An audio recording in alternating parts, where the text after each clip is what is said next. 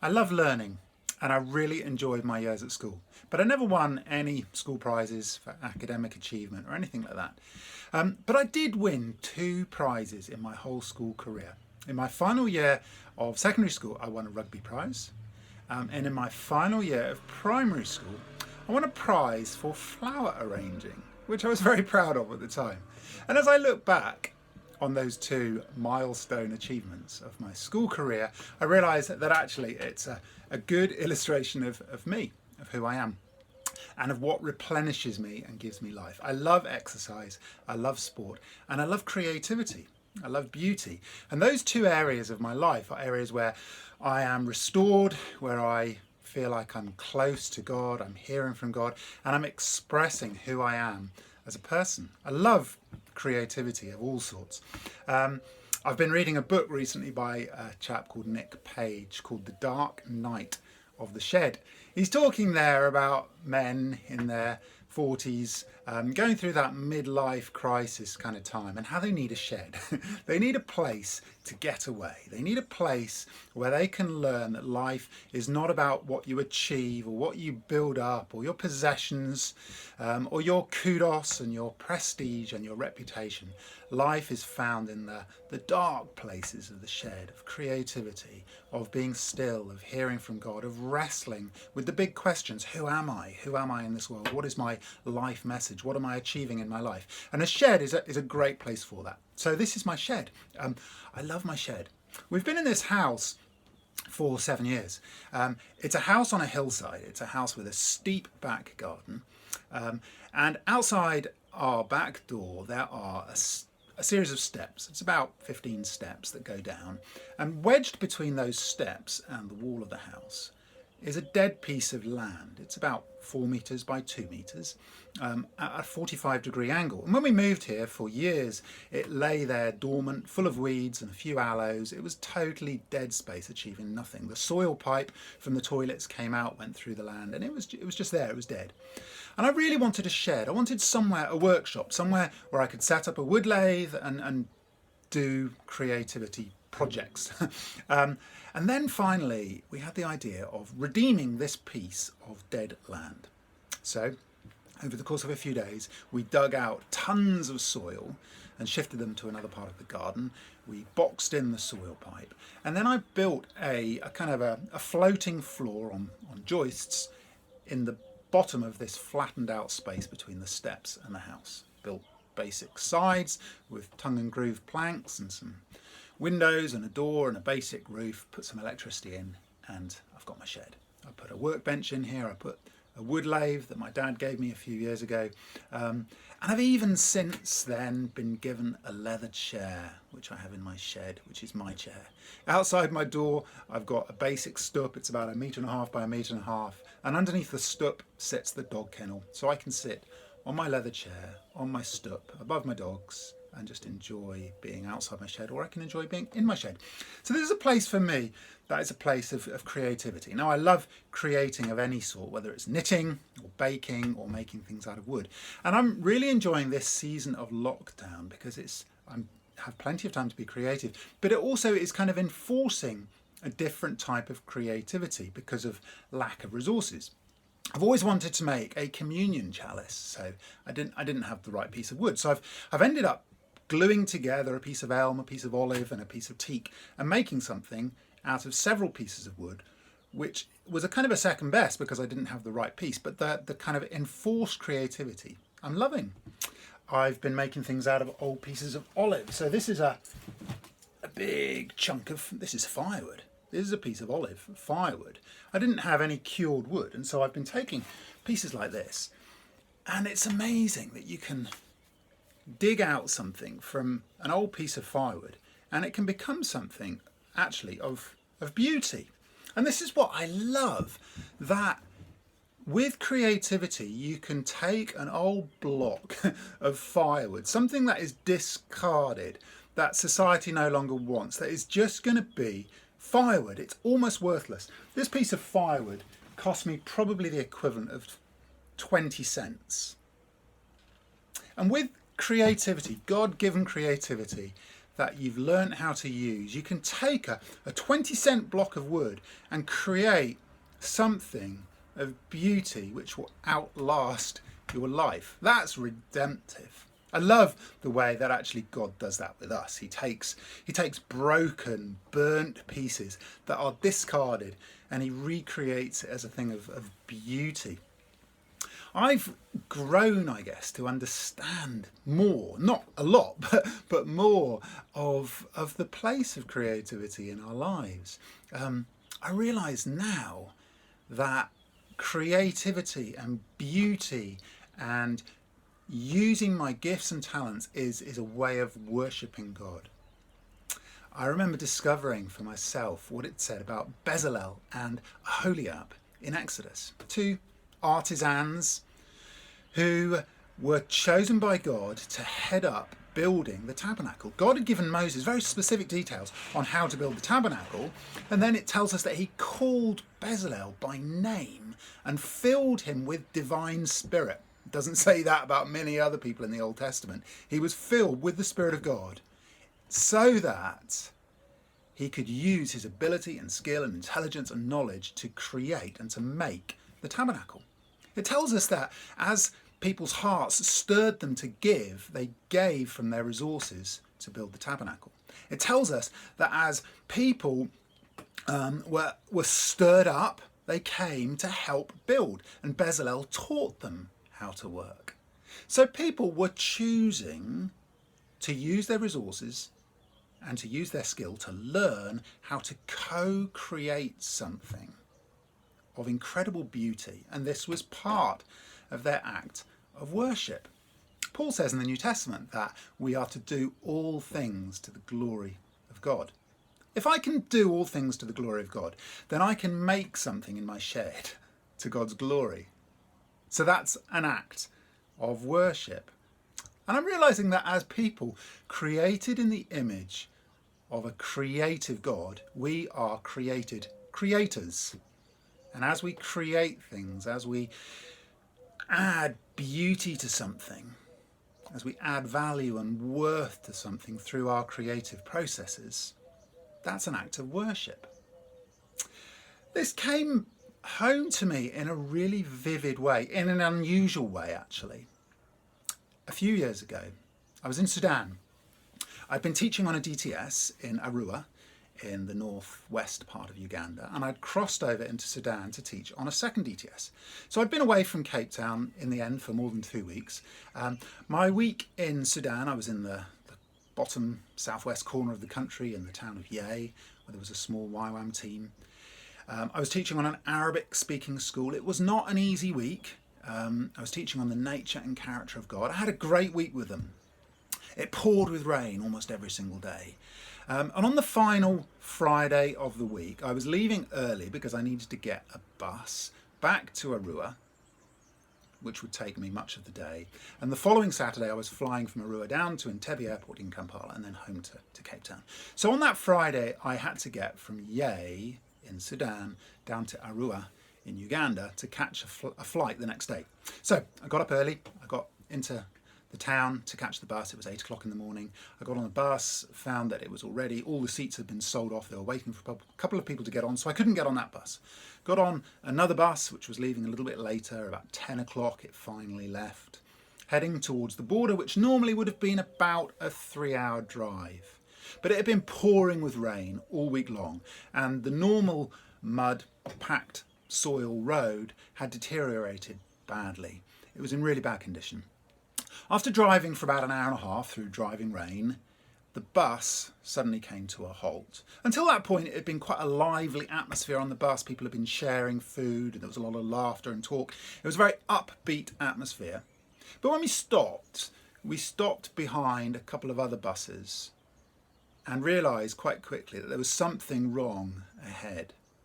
It was as if Eeyore suddenly got into the bus. There was suddenly a kind of a resigned acceptance. Everything went flat. We sat there for 10 or 15 minutes, and after a while I thought, this bus isn't going anywhere. So I asked my neighbour to keep an eye on my rucksack, and I got out of the bus and I walked outside the bus and I squeezed between the bus and a bush. And I walked and I discovered that we were parked behind about 20 other buses and lorries and a few cars and Land Rovers, which were in a convoy behind 2 lorries that had got stuck in a very narrow part of the road in deep mud. These 2 lorries were right up beyond their axles in mud. There were people all around staring, shouting, telling people what to do, and some people digging. But clearly these 2 lorries were totally stuck. On the other side of the lorries, I could see a whole queue of more vehicles. And I thought to myself, wow, these vehicles are not going anywhere. I walked back along the line and I talked to some of the drivers, and I found that several of them, particularly at the front of the queue, had already been there almost 24 hours. They'd spent the night out there in the bush. They were stuck. And I thought to myself, we're not going anywhere. So I had the choice. Do I stay in the bus and wait, or do I start walking? Well, I asked how far it was to the border. It was about 30 kilometres, people thought. And I thought 30 kilometres, 7 or 8 hours of walking. It's now about 11:30. I can get there by dark. I can get to the border at least. If I spend the night at the border, I'll get to Arua on a bus tomorrow morning. That'll be absolutely fine. So I picked up my rucksack and I got out of the bus. There were probably 50 people on the bus. Lots of people were saying, "Where are you going? Mzungu, Mzungu, no, no, no, no, no, no." And in that moment, I had this strange decisiveness. I just knew that I was doing this and I felt empowered. I felt, I'm doing it. What can go wrong? Now, everybody else stayed on the bus. I got off and walked. There were probably very good reasons why I shouldn't have done this. Probably most people stayed on the bus because they knew what had happened over the many years of civil war. They knew of atrocities that had happened in the bush. They knew the safe place was to stay on the bus with everybody else. I didn't know those things. Ignorance was bliss in one sense, but also possibly coming from a much more individualistic culture, it was maybe easier for me to make a split-second individual choice, whereas others maybe coming from more of a group-oriented culture, maybe it was harder, I don't know. But whatever reason it was, I found myself able to make this choice. I'm going. So I walked past the vehicles, I walked past the lorries that were stuck in the mud, I walked past another 20, 25 vehicles on the other side, and I started walking. I walked for 10 or 15 minutes, and then a motorbike went past me. He picked me up. I got on the back of the bike. He was a Canadian. He drove not far, maybe 10 kilometres with me on his back. He stopped at a Samaritan's Purse camp, left the road, and so I carried on walking. I walked. It was pouring with rain at this point. It was a very clayey, slippery path. I was walking and slipping in the clay for probably 30 minutes or so. And then a big beer lorry drove past. He must have been dropping things off, and he was just sort of driving, I guess, between the border and some local villages. Anyway, he picked me up. I sat in the back of this lorry with loads of kegs of beer. I was sitting on a beer barrel, driving along, and I was feeling exhilarated. I was whooping, I was laughing at the rain. We drove for about 15 minutes, and then, would you believe it, we came to another 2 lorries stuck in the mud.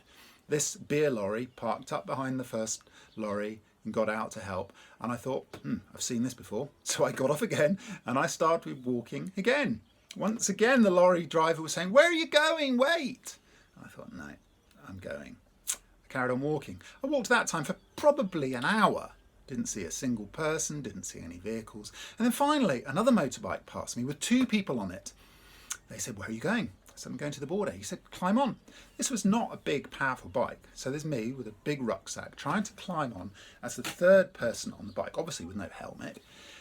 He started revving it up and moved forward, but the bike just didn't have the power for the extra weight, and he stalled. This happened several times. He restarted, moved forward, stalled. Eventually he said, "I'm sorry, you're too heavy." So I got off and started walking. Amazingly, 15 or 20 minutes later, the motorbike came back, this time with just the driver. He'd actually dropped his friend further ahead, felt bad for me, and come back, picked me up, what an angel, and drove me for an hour and a half all the way to the border. We were slipping and sliding. Fortunately, it was quite slow and it was very clayey, so when I did come off once or twice, it was a soft landing in puddles. But by the time I got to the border, I'd spent almost 5 hours in driving rain. I was soaked to the skin, but I felt absolutely elated. I was exhausted from holding onto this bike. I got to the border, I crossed through the border, I got a taxi and then a boda, a bicycle taxi back to the YWAM team in Arua. And I arrived there early evening after about 9 hours on the road. I spent the night there, and the following day I went to get a plane down to Entebbe. And I was on the way to the airport just as the first bus was coming in. And we spoke to the driver, and he had actually been one of the people in the queue of vehicles. So he arrived the next day. That's a long story. But in that time, I was amazed at the relevance of something I had been reading. I was teaching on the nature and character of God, and I was reading a book by Winky Pratney called The Nature and Character of God. And in that book, he was quoting someone called Harry Emerson Forstick. And when Winky Pratney quoted this, surely this principle runs through all of life. Life is not what you find, it is what you create. Existence is what you find, life is what you create. And he goes on, often the best friend a man or woman ever has is not comfort, but the stimulus and challenge of environment to awaken the resistance of his slumbering soul. Consider the deepest joy in life is creativeness, to find an undeveloped situation, to see its possibilities, to brood over it, pray about it, think concerning it, work for it, to get something done then that would not have been done except for your creative soul. That is a satisfaction in comparison with which superficial joys are trivial. Wow, pretty profound stuff. So I was thinking, and I read that while I was up in Sudan with the DTS, and I was thinking at the time, life is not what you find, it's what you create. And then I encountered this situation on the bus, and I just kind of reacted to the situation. I made choices which I was able to make. I made choices and the situation changed. And then afterwards, when I was journaling that night and I was reflecting on it, I thought, yes, life is not what you find, it's what you create. It's how you respond to what you find. Because we are created creators. We have the ability to make choice, and because we have accountability and moral responsibility for our choices matter. Our choices create moral paths and realities which didn't exist before. We're not like a stone that's thrown into a pond and just disappears without trace. We're thrown into the pond and we create ripples which continue for eternity. Our choices matter. Our creativity matters. When we choose things, we're creating. And when we take a lump of wood and we make something out of it, we're creating. I love that. I love the fact that made in the image of God, we can co-create things with him as we respond with the Spirit within us, discipling us and transforming us. And as we take our God-given talents, our mind, our intellect, our renewed thinking, and we make good choices, and we respond in ways that are worshipping God with our choices and our actions, we're creating things of beauty and dignity as part of our worship, which will have an impact for eternity. And so, even as I think about this today, in this lockdown, life is not what I find, it's what I create. What am I doing with my talents? What am I doing with my time? What am I doing with my choices? In what way are my choices today my choices to create beauty, to respond with love, forgiveness, reconciliation? In what way are my choices an act of worship today?